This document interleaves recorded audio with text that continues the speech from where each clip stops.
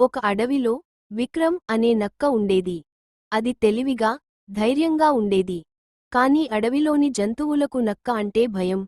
ఎందుకంటే దానిపై దుష్టుడు అన్న ముద్ర పడిపోయింది. నిజానికి విక్రమ్ దుర్మార్గుడే కాదు. కాని తన పని తాను చేసుకుంటూ ఉండేది. ఒకసారి అడవిలో భారీ అగ్ని ప్రమాదం జరిగింది. జంతువులు భయంతో పరుగులు తీస్తుండగా చిన్నహర ఇనాఅం మంటల్లో చిక్కుకుంది. అందరూ దానిపట్ల కన్నీళ్లు పెట్టుకున్నా ఎవరూ ముందుకు రాలేకపోయారు. కాని విక్రమ్ ధైర్యంగా వెళ్లి మంటల మధ్యగా దూరి హరిణాన్ని కాపాడింది.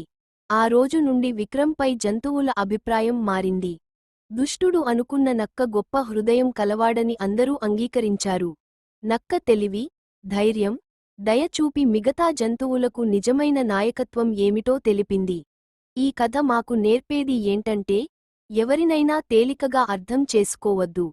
రూపం, పేరు చూసి తీర్పు ఇవ్వకూడదు. నిజమైన విలువలు మన కర్మల ద్వారా తెలుస్తాయి.